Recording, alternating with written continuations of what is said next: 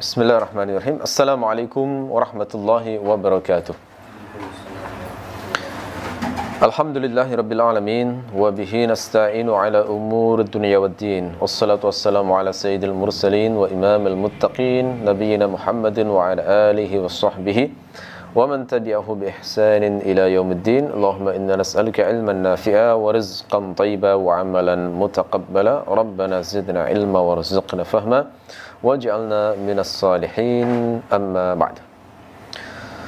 Baik, sekarang kita membahas tentang topik distribusi daging kurban.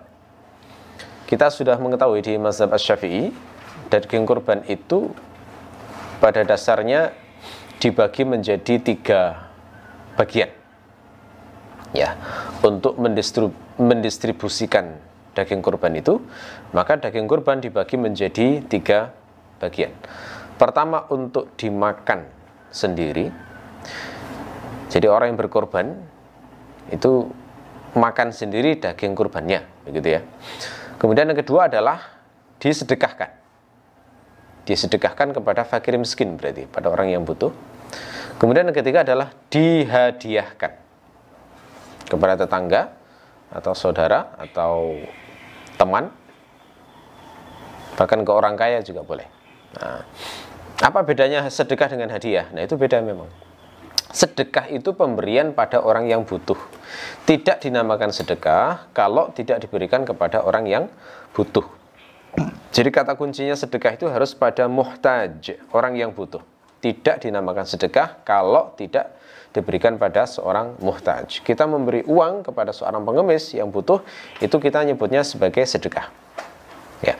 Kalau memberi bukan pada orang yang butuh dengan maksud memperoleh tawaddud, mawaddah, cinta, kasih sayang, ya, maka itu dinamakan hadiah. Jadi hadiah itu pemberian pada orang yang tidak membutuhkan, tetapi diberikan itu bisa menambah cinta dan kasih sayang. Gitu ya. Oleh karena itu dibedakan antara sedekah dan hadiah.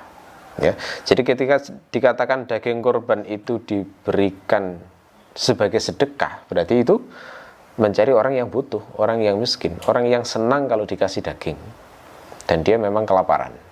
Ya. Sedangkan disebut hadiah berarti itu diberikan pada orang yang nggak butuh, misalnya tetangga yang kaya, itu boleh dikasih daging kurban. Karena dia sebenarnya secara kemampuan tidak butuh daging, dia bisa membeli sendiri bisa. Tetapi diberikan itu, orang kalau mendapatkan hadiah itu kan ada kesan lain ya. Orang mendapatkan hadiah itu kesan lain, tambah simpati, bertambah cinta, bertambah kasih sayang, dan semisal dengan itu. Nah, jadi itu daging kurban dibagi menjadi 3 distribusinya, yakni sebagai dimakan sendiri, kemudian sebagai sedekah, dan sebagai hadiah. Nah, sekarang pertanyaannya adalah apa hukum dari masing-masing pembagian itu? Maksudnya, apakah wajib orang itu makan sebagian daging kurbannya? Apakah wajib untuk dibagikan sebagai sedekah? Apakah wajib untuk disisihkan sebagai hadiah? Nah, itu inti dari pembahasan di topik ini di kitab matan Abu Syuja'. Nah, di sini Abu Syuja' menjelaskan hukumnya begini. Wala ya'kulul mudahhi syai'an minal udhiyah al-manzurah. Orang yang berkorban itu tidak makan sedikit pun dari kurban yang dinazarkan. Ya, jadi kalau korbannya jenis nazar, justru orang yang berkorban itu haram, tidak boleh makan dari daging yang dinazarkan tadi. Ya, kurban yang dinazarkan tadi. Contoh bernazar misalnya begini. Kalau ada orang bilang, saya bernazar berkorban tahun ini. Nah, kalau sudah pernah mengucapkan begitu, maka berarti daging kurbannya dia haram untuk memakannya. Nah, ini para panitia harus ngerti ini hukum ini ya. Artinya daging kurban itu kalau orang yang berkorban itu bernazar, itu harus ditandai loh ya. Artinya orang yang berkorban itu nggak boleh ikut makan. Nah, ini contoh bernazar juga, misalnya orang sakit kemudian bilang, kalau saya sembuh saya nanti akan berkorban. Nah, jadi semacam itu sudah jenis nazar itu. Berarti kalau dia sudah sampai berkorban, maka dia nggak boleh makan daging korbannya. Atau misalnya mengatakan salah satu hewannya sebagai kurban secara muayyan tertentu. Misalnya dia punya 5 kambing, terus dia menunjuk satu kambingnya yang berwarna hitam dan bilang, saya menjadikan kambing ini sebagai daging kurban. Nah, dia menunjuk semacam ini, itu sudah menjadi hewan kurban yang dinazarkan, sehingga dia tidak boleh makan daging kurban tersebut. Ya, jadi tidak boleh makan daging kurban, bahkan intifa saja nggak boleh. Intifa itu memanfaatkan, nggak sampai makan, tapi hanya memanfaatkan daging kurban. Misalnya kulitnya dimanfaatkan untuk jadi jaket atau jadi pakaian atau jadi buat terbangan sebagainya, dia tidak boleh itu. Intifa saja, memanfaatkan, tidak dibolehkan. Kalau misalnya ada orang yang berkorban nazar kemudian sampai makan daging kurbannya itu, maka dia wajib mengganti kurbannya. Jadi diulang lagi itu, dan dia memakan yang dilarang. Ya. Jadi ini ketentuan untuk kurban yang dinazarkan. Wa ya'kulu minal udhiyah al-mutatawwi' biha, dan dia boleh makan kurban yang mana dia itu bersukarela, bersukarela berkorban. Artinya berarti bukan kurban nazar. Nazar itu kan wajib. Kurban nazar itu kurban wajib. Tapi kalau kurbannya bukan nazar, kurban tatawwu, kurban yang sunnah sifatnya, gitu ya, maka dia boleh makan daging kurban. Nah, itu yang saya jelaskan dibagi 3 tadi, itu jenis yang ini. Dia boleh makan daging kurbannya. Nah, hukum memakannya itu tidak wajib. Ya, jadi hukum memakannya tidak wajib. Tetapi petunjuk Rasulullah adalah mencontohkan untuk ikut memakannya sebagai bentuk tabarruk, mencari berkah, gitu ya. Ya. Dalil yang menunjukkan bahwa orang yang berkorban itu diizinkan makan daging kurbannya diantaranya adalah hadis riwayat Al-Bukhari dari Salamah bin Al-Aqwa. Beliau mengatakan, qala Nabi sallallahu alaihi wasallam, man dhahha minkum fala yusbihanna ba'da thalithatin wa baqiya fi baitihi minhu syai'un. Falamma kana al-'amul muqbil qalu ya Rasulullah naf'alu kama fa'alna 'amal madhi, qala kulu wa at'imu waddakhiru fa inna dhalika al-'am kana bin nasi jahdun fa aradtu an tu'inu fiha. Rasulullah bersabda, barang siapa berkorban di antara kalian, maka jangan sampai tiba waktu pagi setelah hari ketiga lalu masih ada tersisa di rumahnya sedikit pun dari daging kurban itu. Nah, jadi dulu Rasulullah itu pernah memerintahkan, pokoknya nggak lebih dari 3 hari sudah habis daging kurbannya, harus selesai didistribusikan pada orang-orang yang butuh. Kemudian tahun berikutnya orang-orang, para sahabat bertanya, wahai Rasulullah, apakah kami melakukan seperti tahun kemarin? Yakni daging kurbannya harus dibagi-bagi maksimal sampai hari ketiga, tidak boleh hari keempat masih ada, tidak boleh.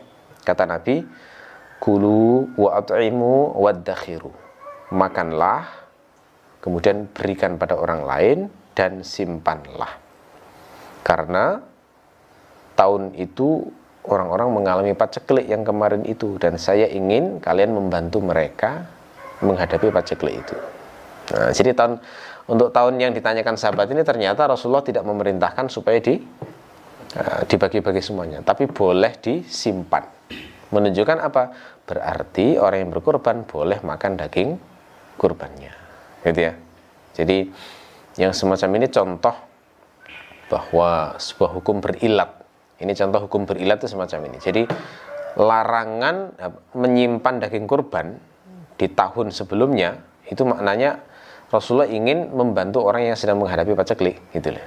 Setelah itu kemudian ketika itu sudah nggak ada paceklik lagi, maka Rasul membolehkan untuk menyimpan daging kurban. Nah, ini dipakai oleh sebagian para ulama sebagai salah satu contoh dalil yang menunjukkan dalil itu berilat. Jadi ada alasan hukum. Larangannya itu bukan larangan yang mutlak sampai kapanpun tidak boleh menyimpan daging kurban, bukan. Tapi ada alasannya. Jadi kalau pas paceklik itu jangan sampai menyimpan daging kurban, distribusikan semuanya. Nah, tapi begitu sudah nggak ada paceklik, maka boleh orang yang berkorban makan daging kurban. Nah, pertanyaannya apa? Dalil yang menunjukkan bahwa makan daging kurban itu tidak wajib. Nah, itu dalilnya adalah surat Al-Hajj ayat 36. Wal budna ja'alnaha lakum. Dan unta-unta itu aku jadikan ia untuk kalian. Jadi kata-kata dijadikan untuk kalian ini itu maknanya berarti mukhayyar, ada pilihan boleh makan atau tidak. Karena namanya hak itu kan boleh diambil boleh tidak. Yaitu yang dikatakan Asy-Syirbini dalam Mughnil Muhtaj, beliau mengatakan wa ma ju'ila lil insani fa huwa mukhayyarun baina tarkihi wa aklihi. Qala fil Muhadzab. Ya, ada sesuatu yang kalau diberikan kepada manusia berarti dia mendapatkan pilihan apakah meninggalkannya atau memakannya. Ini dinyatakan oleh Asy-Syirazi dalam kitab Al-Muhadzab. Ya. Nah, sunnahnya makannya itu sedikit saja. Jadi kalau misalnya orang yang berkorban mau ikut makan daging kurbannya, sunnahnya sedikit saja, jangan banyak-banyak. Kenapa? Karena yaitu hanya bentuk tabarruk saja biar mendapatkan berkah dari daging kurbannya. Itu kan amal karena Allah gitu ya. Berkorban itu beramal karena Allah. Maka ketika seseorang makan sebagian dari daging kurbannya, maksudnya adalah untuk bertabarruk, untuk mendapatkan berkah dari amal solehnya itu tadi. Nah, yang paling baik justru sebagian besar disedekahkan. Ya, gitu. Jadi kalau mau makan mau banyak maksimal jangan lebih dari sepertiga. Ya, jadi sedikit saja seperti yang dicontohkan Rasulullah. Di hadis yang diriwayatkan Al-Baihaqi itu diriwayatkan Rasulullah itu makan daging kurbannya itu hanya min kabidi udhiyatihi. Ya, hanya dari hatinya, dia diambil hatinya terus dimakan.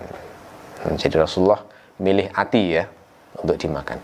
Ini jangan dipahami berarti sunnah makan hati. Hendak gitu juga. Ini persoalan jibiliyah. Jadi persoalan kemanusiaan Rasulullah seleranya ke hati ya sudah dimakan begitu. Ya, jadi ini makan hati kan berarti bagian sedikit ya dibandingkan dengan semua daging kurban itu berarti itu hanya bagian sedikit sekali. Ya, jadi itu. Hukumnya adalah tidak wajib berarti makan daging kurbannya sendiri. Jadi seandainya orang itu berkorban kemudian nggak makan sama sekali, tidak apa-apa, malah bagus. Ya, diberikan kepada orang-orang miskin misalnya. Kemudian Abu Suja' mengatakan wala yabi'u minal udhiyah, dan tidak menjual dari kurbannya itu.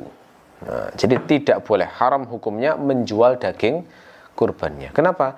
Daging kurban kalau sudah dikurbankan itu berarti sudah miliknya Allah, sudah bukan milik kita lagi. Maka tidak ada hak bagi kita untuk menjual kembali, karena sesuatu dijual kan harus sah jadi hak miliknya.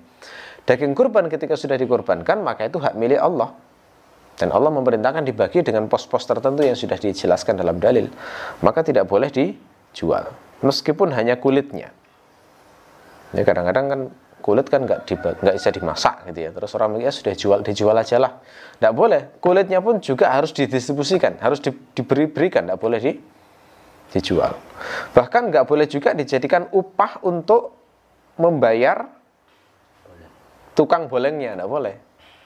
Tukang boleng itu ketika mereka menyembelihkan, kemudian nguliti dan memotong-motong itu kan dibayar ya. Nah, bayarnya itu nggak boleh dengan kulit daging kurbannya, itu nggak boleh. Maksudnya dibayar dalam konteks sebagai ujrah, sebagai upah, gitu ya.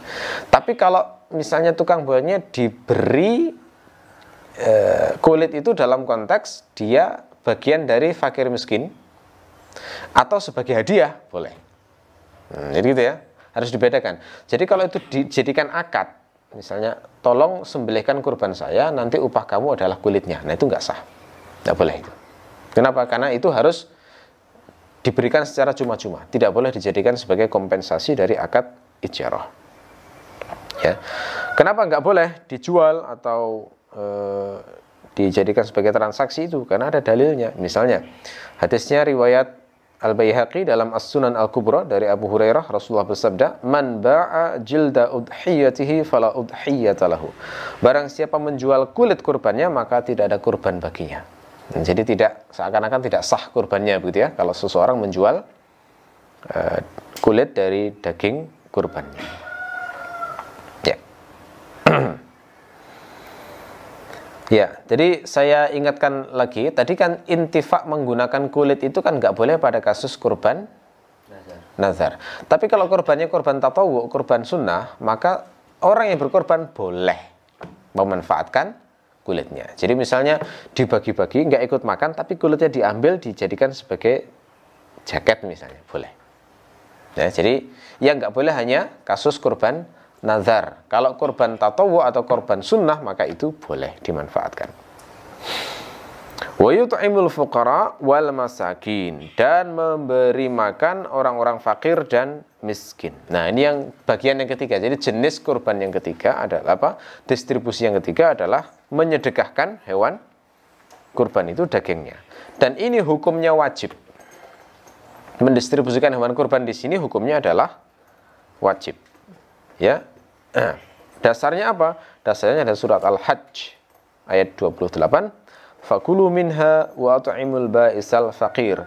Makanlah darinya dan berilah makan orang-orang yang sengsara lagi fakir.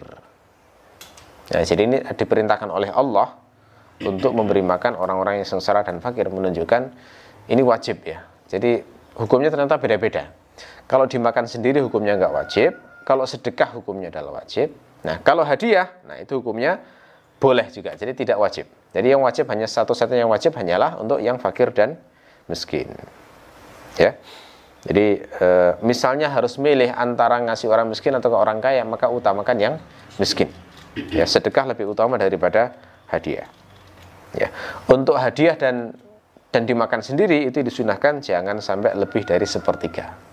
Itu sunahnya begitu. Jadi afdolnya yang porsi terbanyak adalah diberikan kepada orang yang butuh, yang membutuhkan, yang fakir dan miskin tadi.